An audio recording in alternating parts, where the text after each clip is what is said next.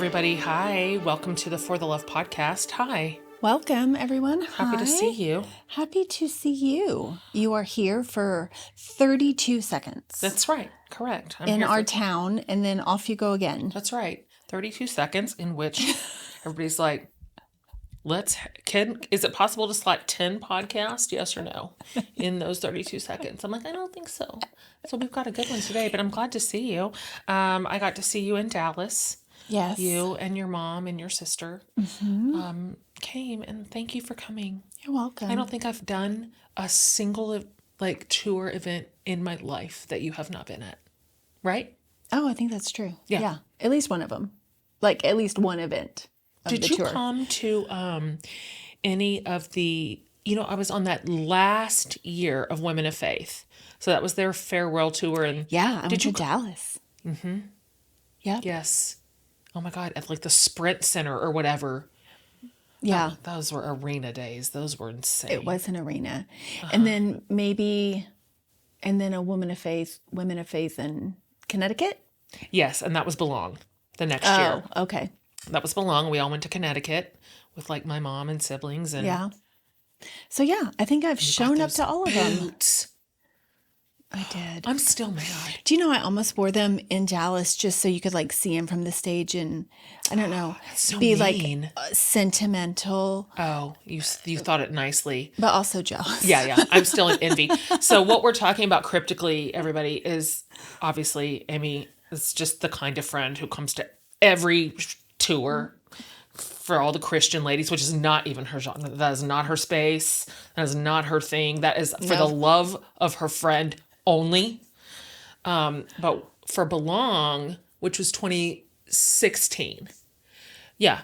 I'm like, hey, let's pick a city on this tour. Who wants to come and where do we want to go? And we went to, what was the city? Hartford, Connecticut. And did the whole, what's the college there? Was it Yale? Yeah. Yeah. So we go down to the campus, which is, like a movie set.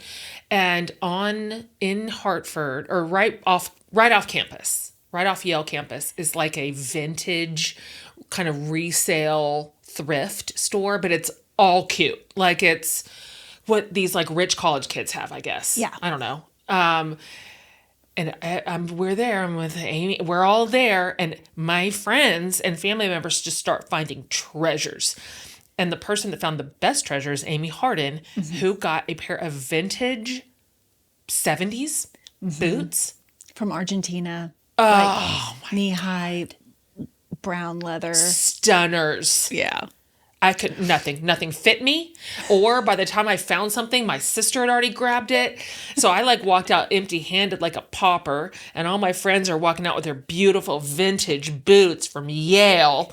Anyway, I was just really mad, and I'm still mad apparently because it's 9 years later, and here I am, pissed. Man, I've had them resold. Have you? Mm-hmm. They're so pretty. I take them in to get cleaned. Gosh.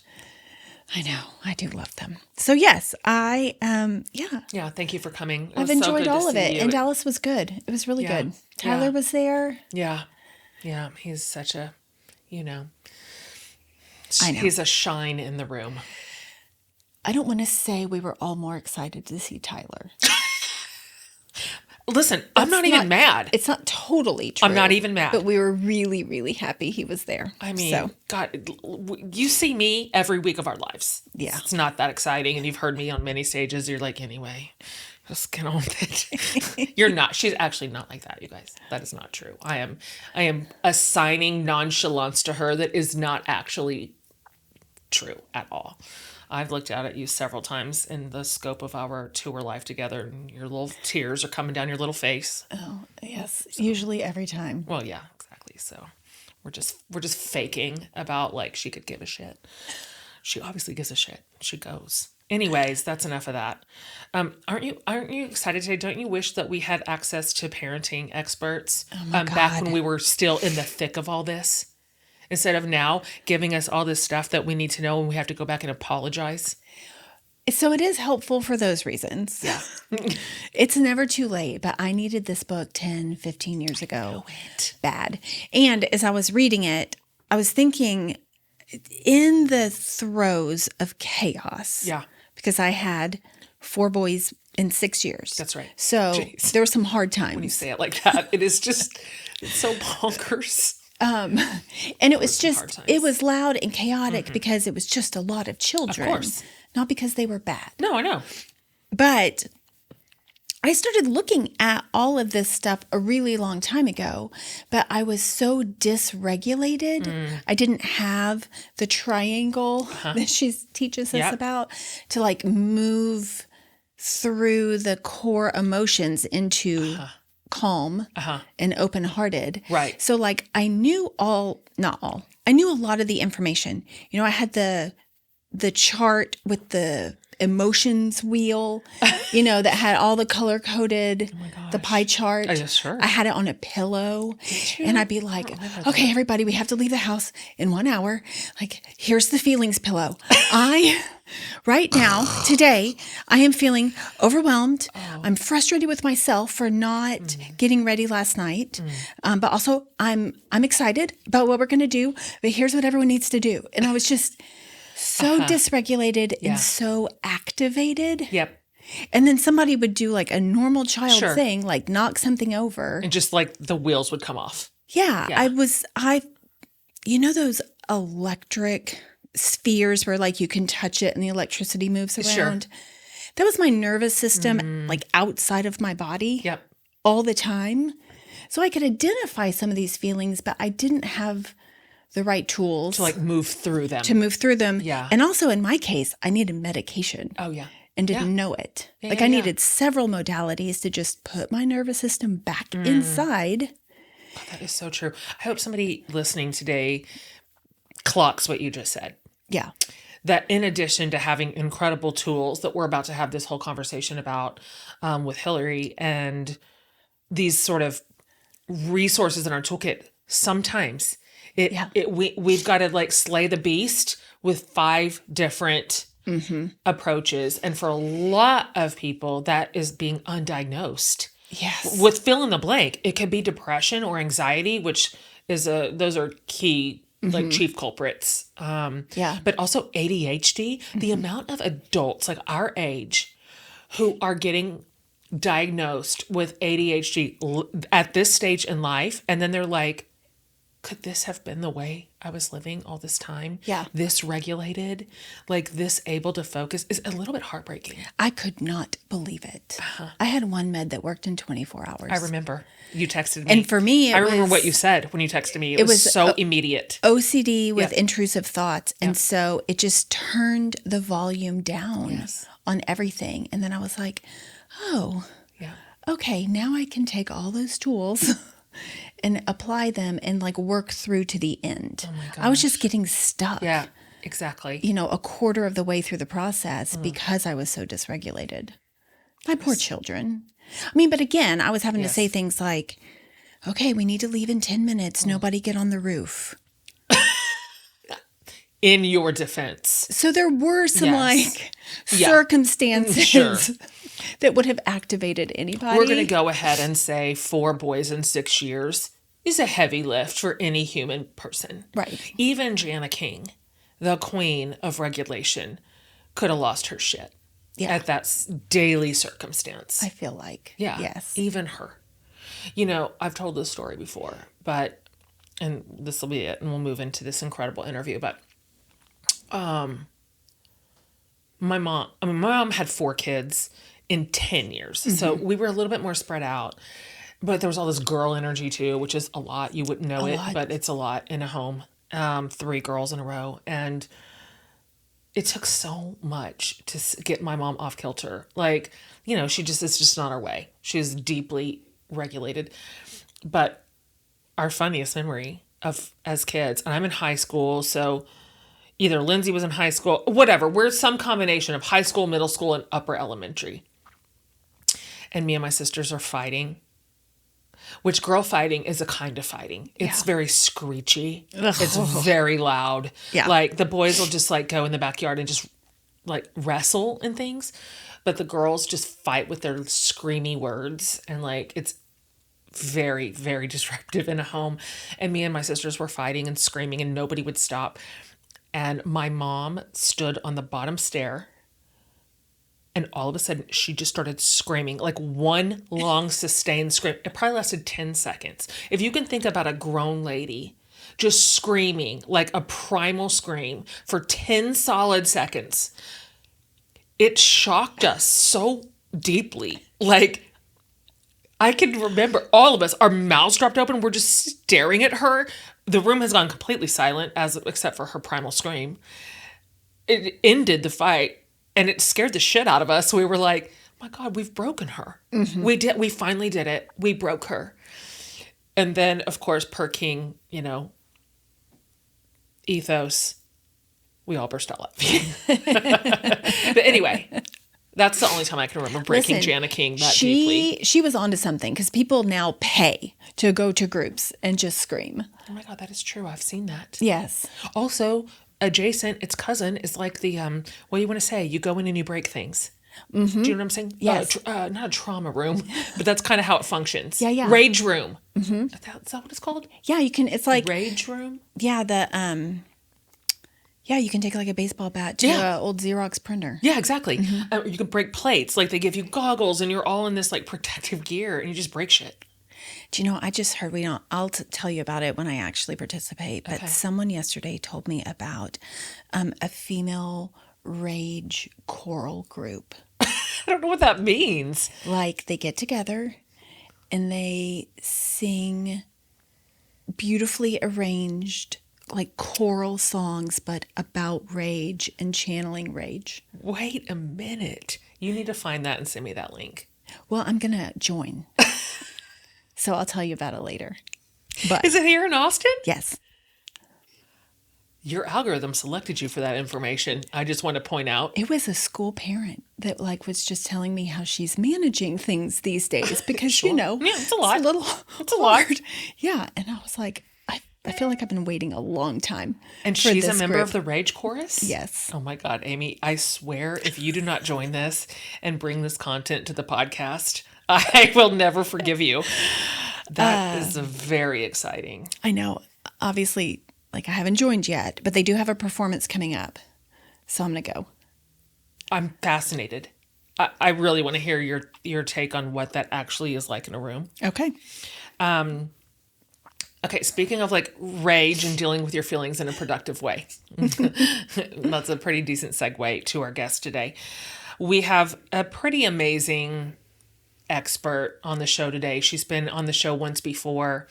We have Hilary Jacobs Hendel, and she is one of the leading voices out there right now in emotion education and mental health. So literally what we were just talking about. You might remember her first book, It's Not Always Depression. She introduced us to something we're going to talk about today called the change triangle in that particular book, which is this very simple but very profound tool for understanding, not just understanding our emotions, but kind of a path through them into a healthy management and use of our emotions. So she's back with a new book. It's called Parents Have Feelings Too. Right here. So good. Yeah. It's co-written with Dr. Julie Fraga, and Julie is a psychologist who specializes in maternal and parental mental health. Where were these experts for us when everything ever directed us was about our kids' feelings? Which is useful information too. Here's how to understand your child's emotions. Here's what they are going through. Here's how to work them through their big feelings without anyone ever saying, oh my God, you're still a human person with feelings and emotions. And all we're really doing is teaching you how to manage the kids' emotions. Yeah.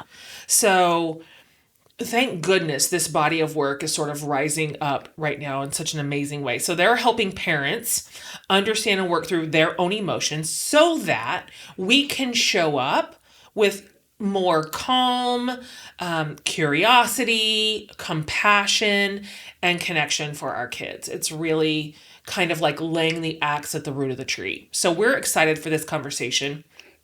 Even though at this point our kids are older, it doesn't matter. I am here to tell you as a mother of mostly young adults, no, all young adults at this point, I'm still parenting. And their issues absolutely can still create instant dysregulation for me. Yeah. And some of the ways that we've always individually triggered each other, depending on our personalities, it doesn't go away when they turn 18. No. So this is useful whether you are in the weeds with littles, or you are somewhere in the middle part, or you're like us and your kids are older and launching and teens and young adults. So this is good information for everybody. So we are delighted to welcome Hilary Jacobs Hendel.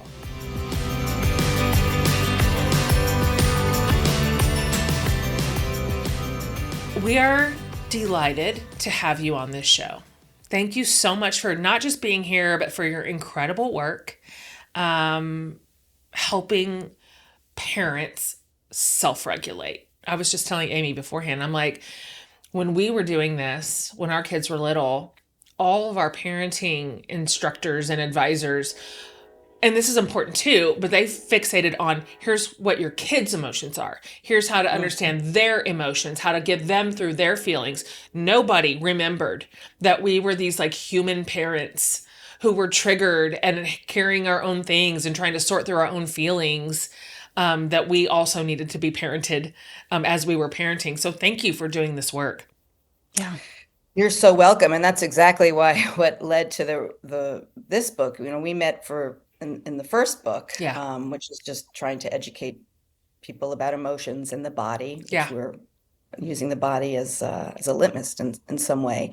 And then, since we've spoken, the growing trend of teaching kids social emotional learning in school. And I just thought it's ridiculous to teach kids when they're going home to parents that don't have a basic education in emotions. And so another pet peeve turned moral outrage. And voila. Well, let's start with this book. Let's start with the title. The title alone, Parents Have Feelings Too, is like it's kind of like an exhale for us adults going, oh my gosh, we really do. Thank you for even knowing that. Thank you for acknowledging it.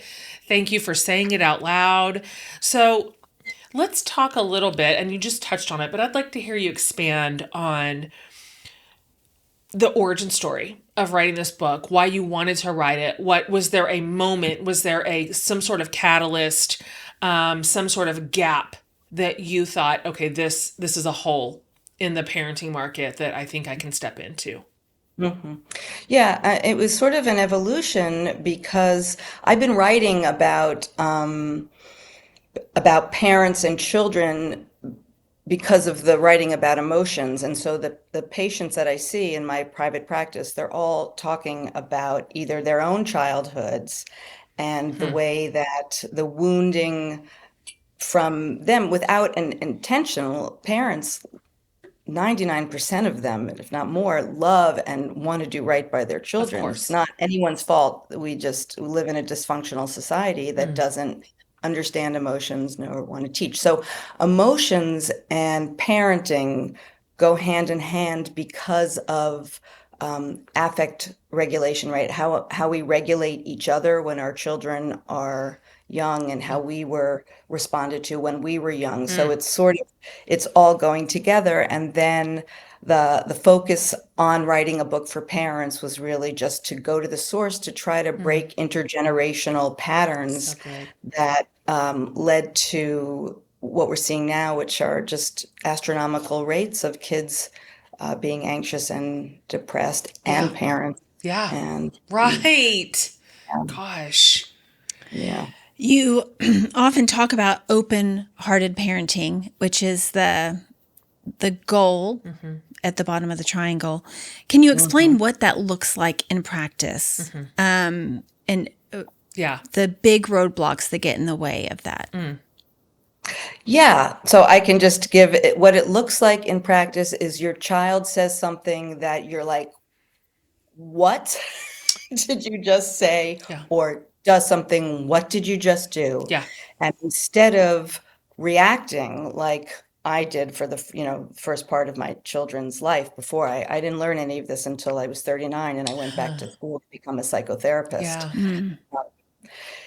Yeah. It's instead of reacting, it's understanding that me as the parent, I am having a reaction, Mm, and that it is good for me and my child's emotional health for me to understand my reaction, mm, calm down, be able to think again before I decide what to do. mm, So phrases like, let me think about what's going on here and I'll get back to you, or phrases like, okay, I see, we have mm. to talk about something. Let me, let's both sleep on it. The idea of the pause, which we are hearing Mm. now. Good.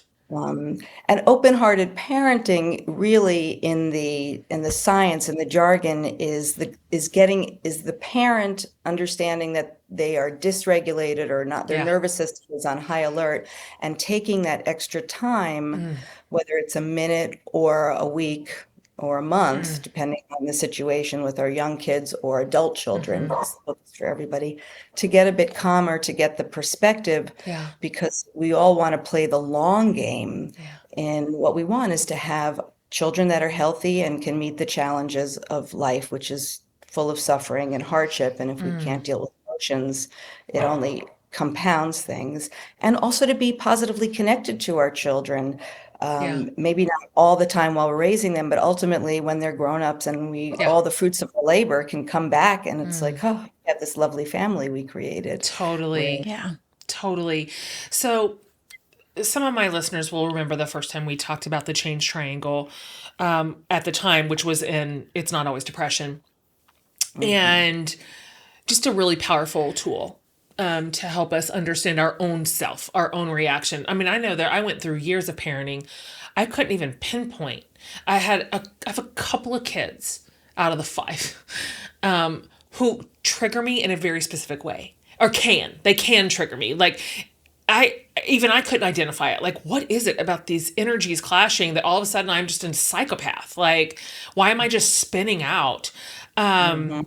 and so you built on that framework now for parents, which is incredible. So for anybody listening who didn't catch the first wave, I wonder if you can walk the listeners through how the change triangle works and how specifically you are locating that resource in really tough, emotionally charged moments with our kids. Yeah. So first, let me say for parents listening that have already raised children, or they're in the middle and they feel that they're afraid that this is going to tell them things they've made mistakes Ah, about. I just want to say I'm with you, and mm, that it is never too late. That again, this is mhm. all about the science of emotion, something that none of us are taught unless we're lucky enough to stumble on it. That's right. My Yeah. God. Because it's so helpful, but that it's always possible for relationships and the brain to change, and they Mm. happen in concert and hand in hand. So it That's is a never great. too Thank you for late. saying that. Yeah. Yeah, That feels like a really important baseline.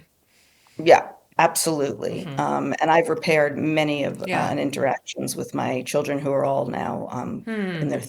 I have two stepchildren and two children that Uh-huh. I gave to. So the change triangle, because you could study it forever and it's a lifelong tool, I'm going to Mm. just try to do this very simply. All begins with primarily understanding that despite the fact that our society tells us emotions are nothing we have to understand and work with, that just push them aside, push them down, pick yourself up by your bootstraps, that's what makes you tough, that's what gives you grit. That is totally false, Yes. because there are these things called core emotions that are wired in deeply into the brain, that are not under conscious control, and they can't be because they help us survive. Mm. And these core emotions are anger, which if you didn't have anger, you wouldn't know when you're being violated Mm. or attacked. So hopefully that's obvious, that you can see you need anger to protect yourself.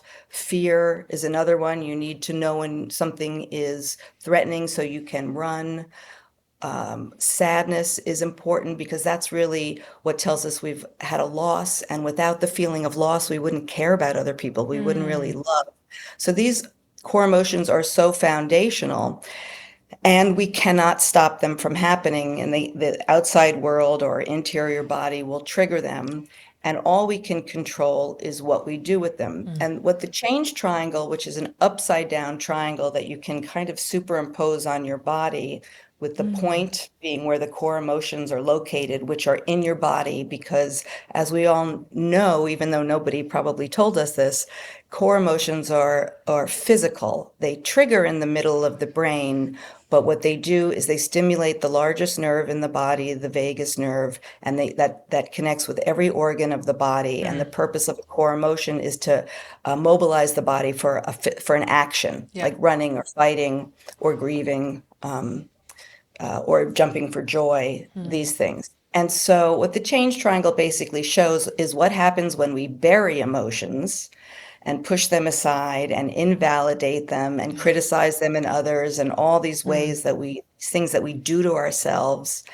And then we move up the triangle into anxiety, guilt, and shame on one side, and all these protective defensive maneuvers to spare us this emotional discomfort and conflict of these emotions are pushing up for expression, like my anger that I'm being mistreated, and my guilt because I was told it's not nice to be angry, pushes it down. And because that swirls around in the body and feels so uncomfortable, which we all know, right? When you have feelings that you're just like, I can't stand this, I reach for a drink, I avoid, I eat too much, I eat too little, and there's hundreds of brilliant creative ways that we spare ourselves emotional pain. right.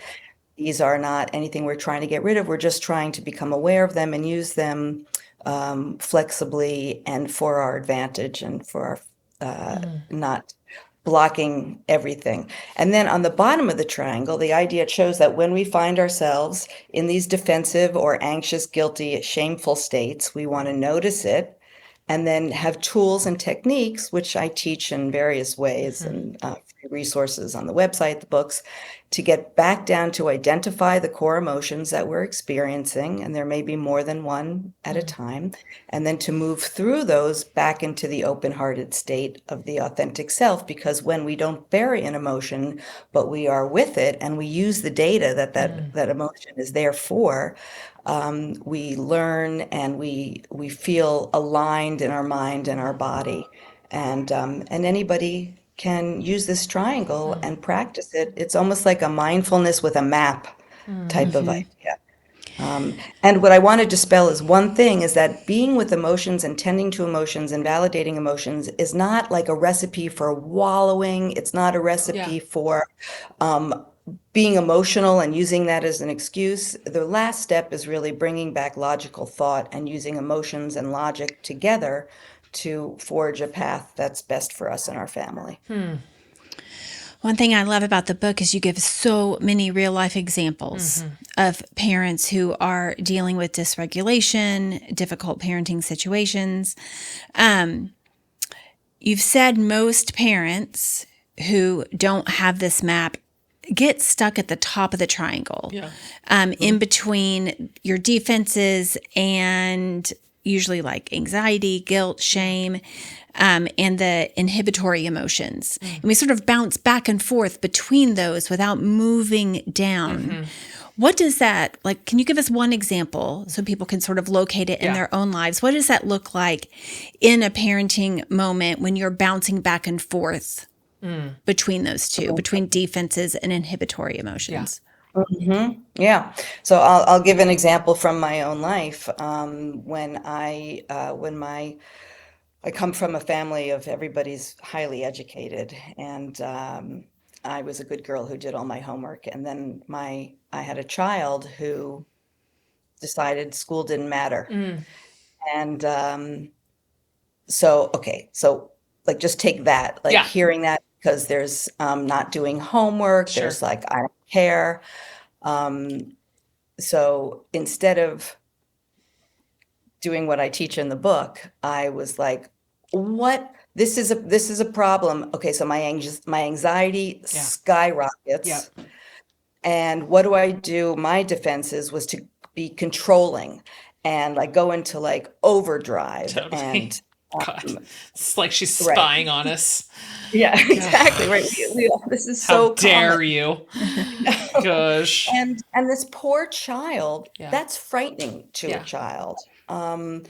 Versus if I had a do-over, I'd do so many other things. The other way, when you go into open-heartedness, is to be curious, to first of all calm myself down and say, this is not a problem that's going to be solved tomorrow, which is what I needed it to do. And I Totally. needed to solve the problem, not for my kid's sake, because she's fine now. She didn't go to college like the rest of us, and she's got a great career and a Totally. great marriage. And I just had a grandchild 3 weeks ago. I think you did too, or something like Look at that. So us.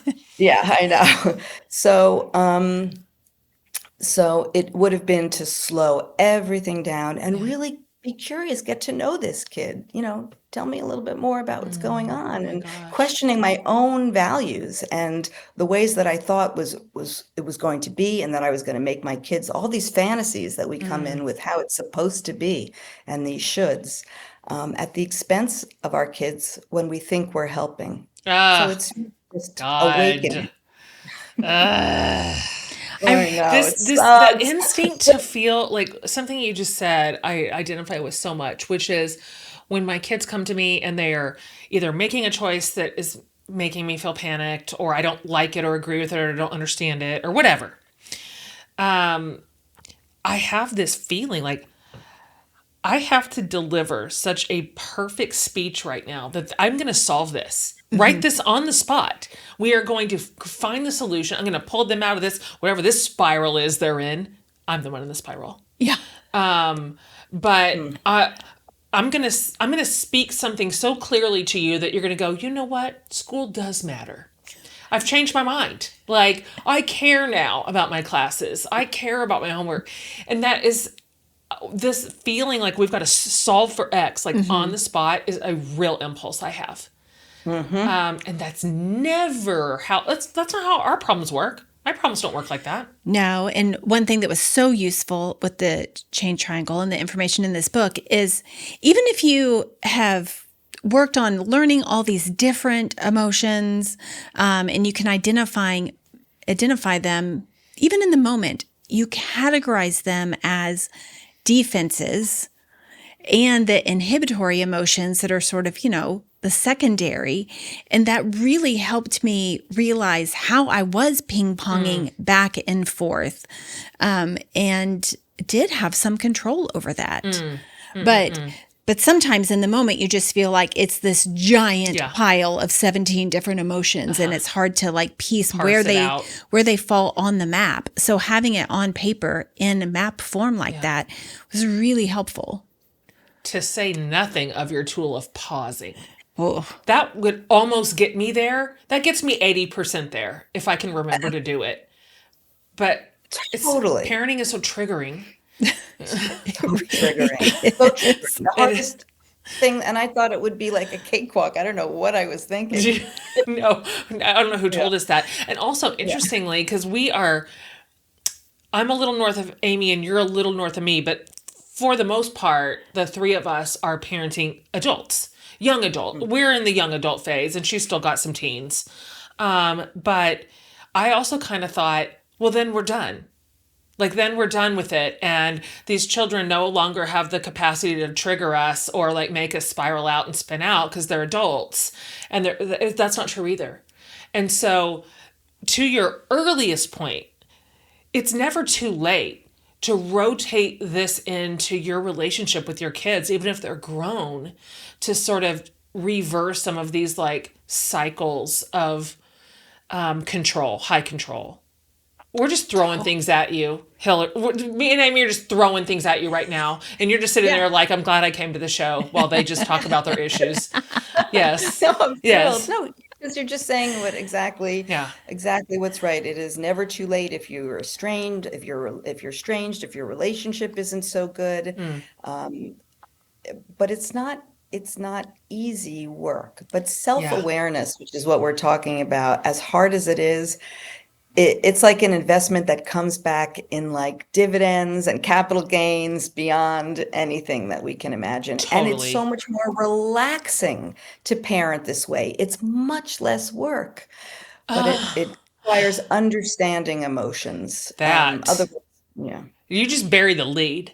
Like, this is a better, more regulative, more comfortable less anxious, less stressful way to parent. Like the outcome here is exactly what we're hoping for Yeah. as the grown up in the room, for sure. You describe anxiety as a signal to start digging deeper, start looking for which core emotion is at work. And a lot of us are dealing with anxiety right now. But you talk about the differences between anxiety, fear, worry, and rumination. Sometimes it all just feels bad and we can't really identify which one it is.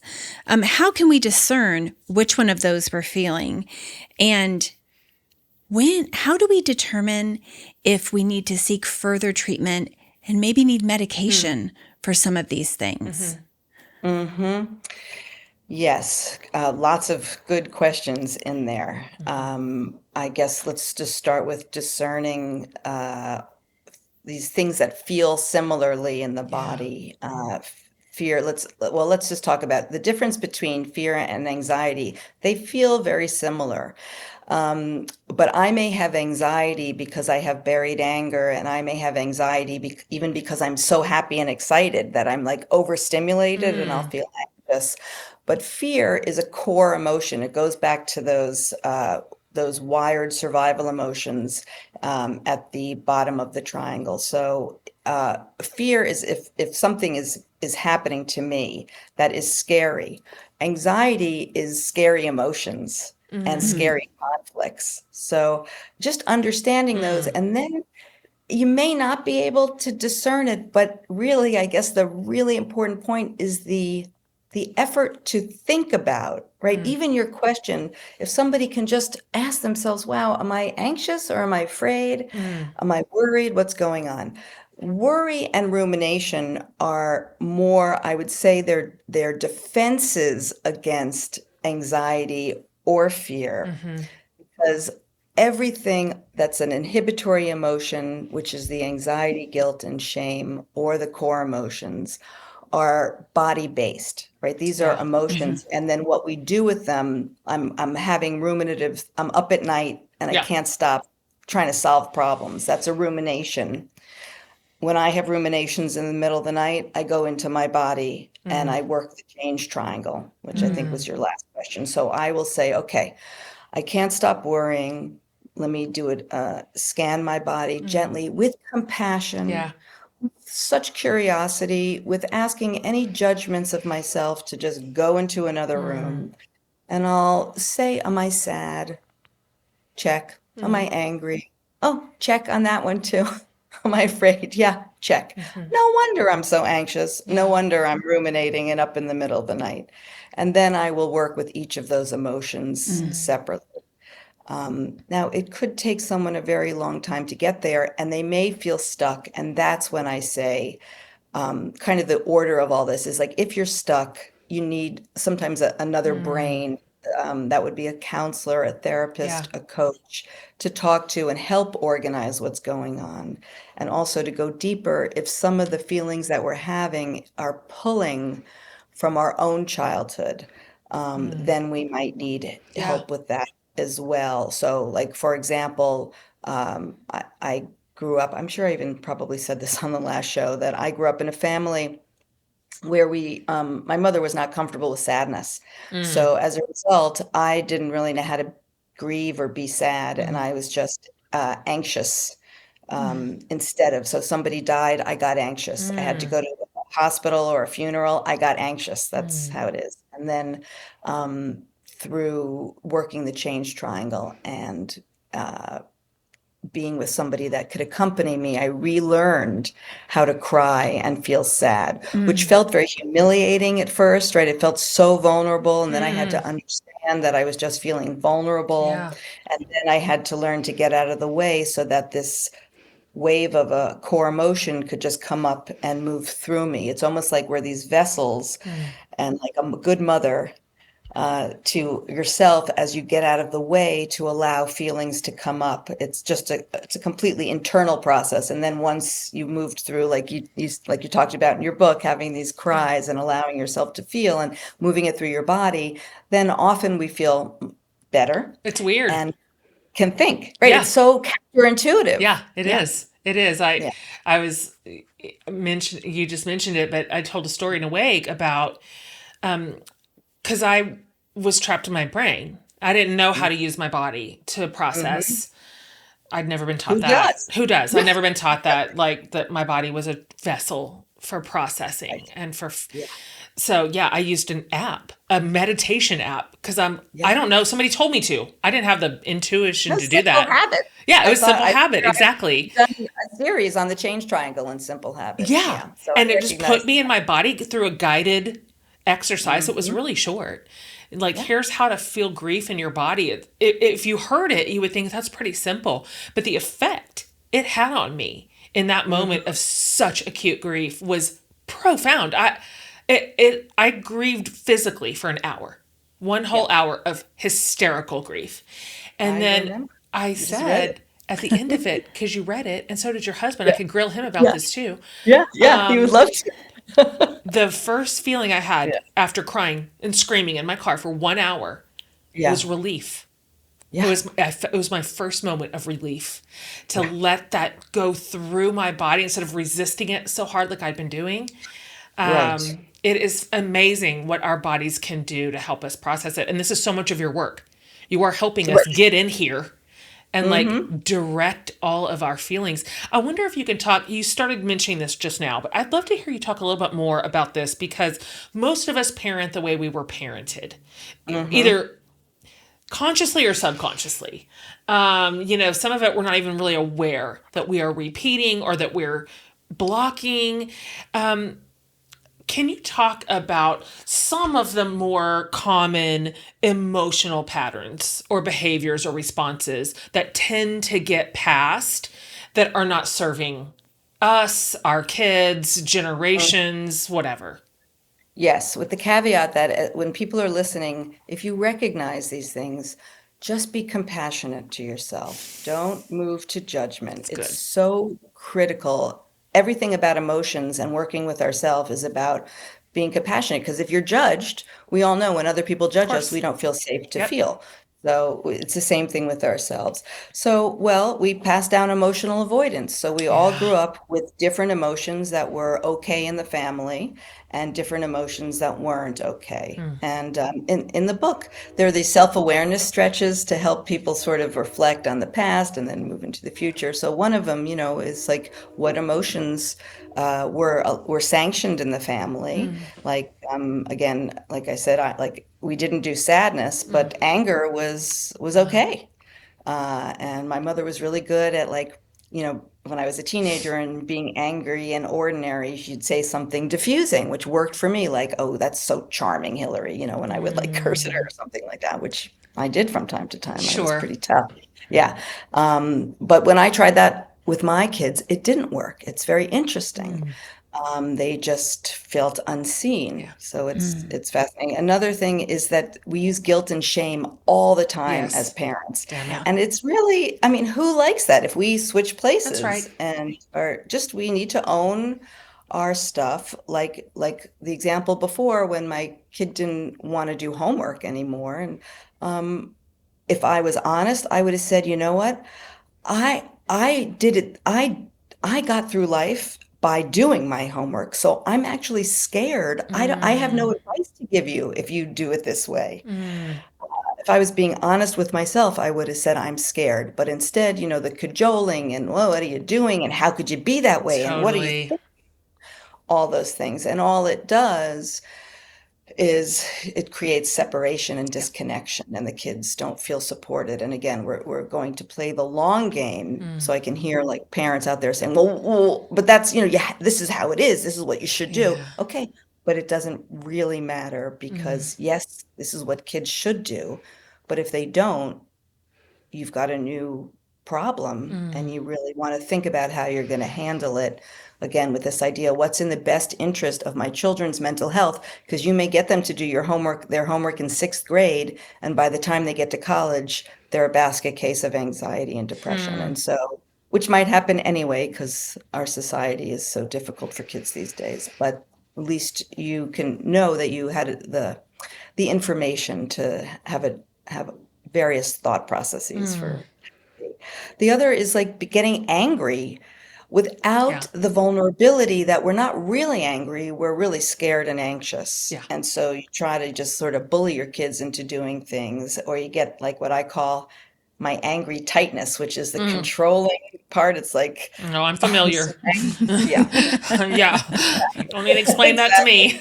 I got exactly. Roger. And last, the way that is through like enmeshment and over control, Yeah. like that kind of codependency you talk about in the book a Yeah. lot, and overprotectiveness. It's hard, right? Oh Because bad boy. things do happen to good people. Sure. But as I tell parents of teenagers, the chances are good your child is going to survive. That's right. And I remember in therapy working on worry. I was so sick of worrying about my teenagers. And I knew that it was magical thinking, this idea that if I worry, I'm somehow protecting them. Sure. So working on kind of cutting the cord of that thought process, being more in the moment, and then believing that whatever happened, I could handle. And of course, you have to handle, so you do handle. That's right. Yeah. Yeah. In addition to these big patterns that we're handing down generationally, I also love your examples of projecting individual emotions onto our kids. Like, are you really nervous about your first day of school? When really it's us. Yeah. Or even like, are you hungry? When Yes. really I'm Hungry. hungry. Yeah. How can parents stay more self-aware in the moment and not project our own individual, not necessarily bad feelings, really natural things like hunger? Yeah. How can we stay more self-aware and not put that on our kids? Yeah, I mean, so that's like everything right there. How can parents stay more self-aware? It begins with a willingness and a desire. And without the willingness, you can lead a horse to water. I can shout from the rooftops that emotions education is important, just like reading and math is important, no less important. You know, I often say that in high school biology, we learn we have a heart and a lungs and a pancreas. Okay, great. But emotions affect us for worse or better every single day of our lives. You'd think somebody would want to pay Yeah. attention to teaching us a little bit about them. And again, the change triangle is emotions education. Yeah. It just teaches us how emotions work in the mind and body. So what I would first say is you need a willingness to be self-aware, and then you need the tools and the techniques.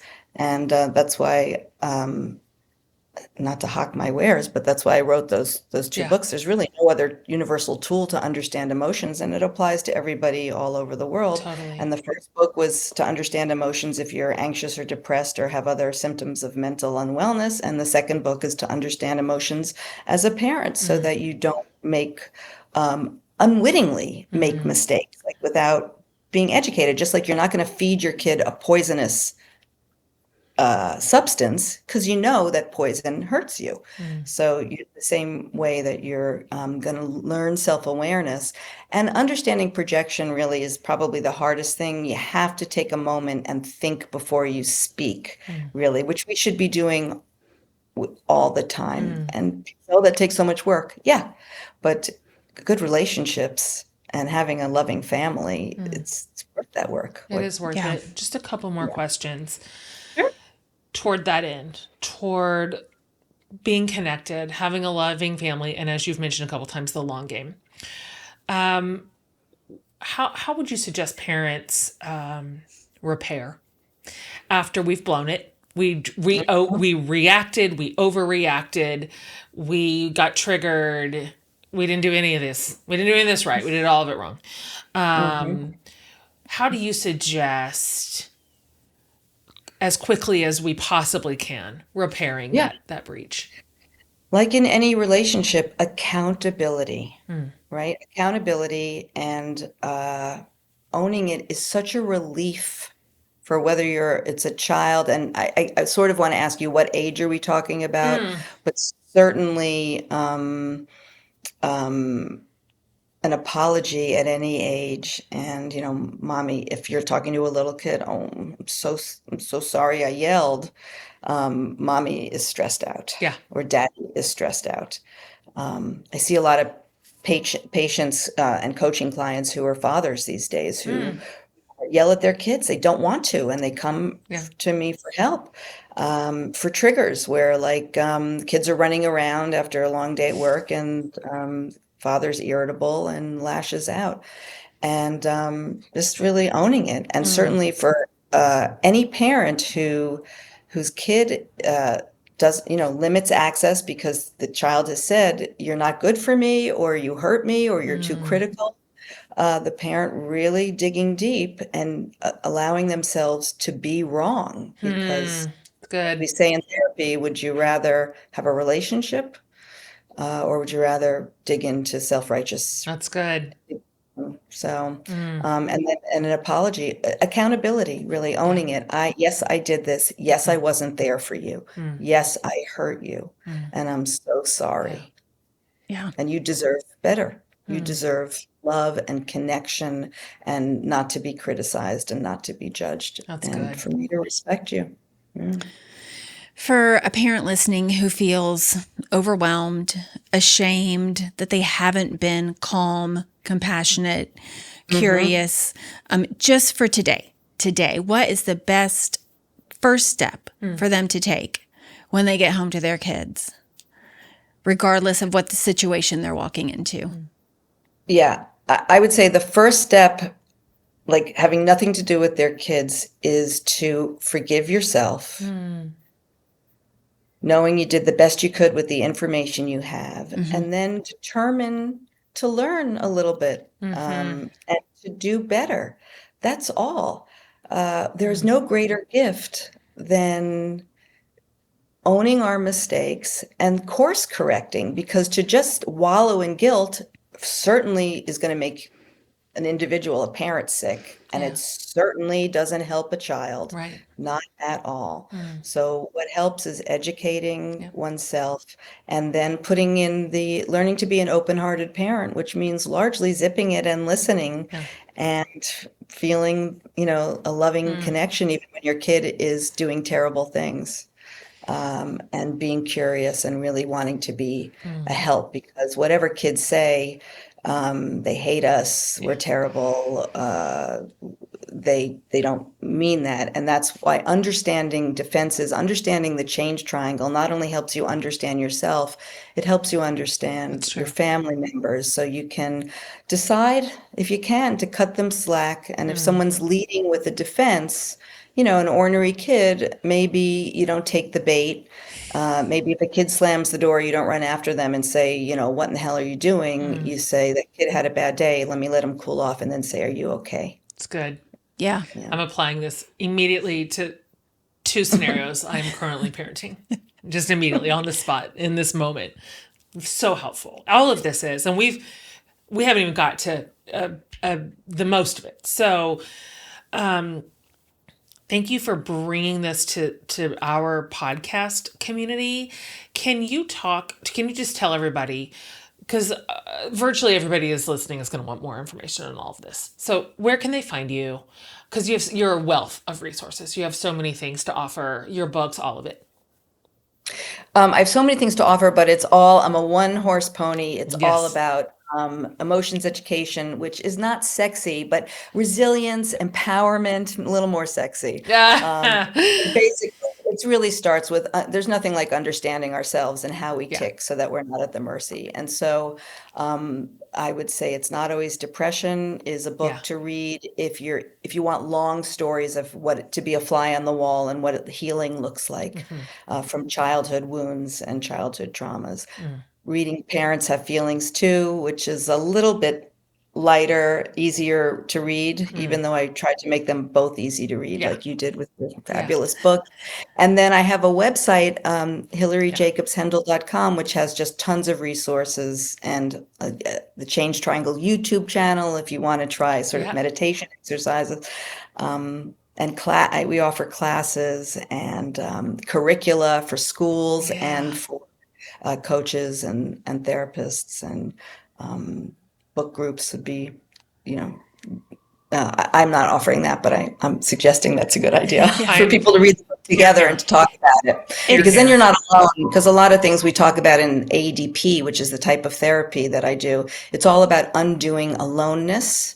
And in the safety of connection, we can feel together and heal together. Beautiful. For everybody listening, I am going to round all this up for you. So you'll be able to find this. We'll put all this in one place so that you can access this. Because really, the work of emotional education and regulation is everything. That's really all of life. That's all of our relationships. It's all of our work environments. It's what it means to be a human in this very triggering culture right now. It's kind of everything. So this is it. Thank you. Just delighted as always. Our books will always be book sisters. I will always think of them as twins, released on the same day. And you and I were together on that day. That'll always just mean a lot to me. And so thank you for your work in the world. It means a lot to us and certainly to our podcast community. So thank you. Until next time. My pleasure. Thank you. So wonderful to see you.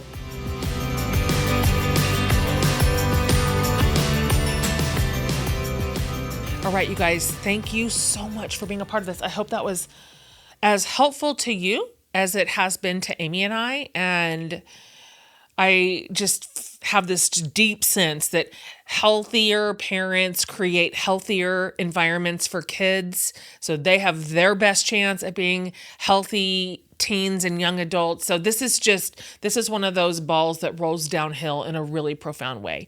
If you go over to jenhatmaker.com under the podcast tab, we'll round up all of Hilary's stuff for you. So you can find all of her resources and books and tools and websites and socials in one place. Also, you can leave us a voice message over there. There's a button that says send voicemail. If you want to say, hey, this is what I heard today, or this is something that I'm dealing with in parenting, or this is something that I'm learning or would like to learn about, we listen to all of those. And as you know, a lot of those become a listener submitted episode. So that could be you. Anyway, thanks for joining us today. We're always delighted to bring you these kind of incredible thinkers and leaders and teachers, and more to come, you guys. All right. We'll see you next week.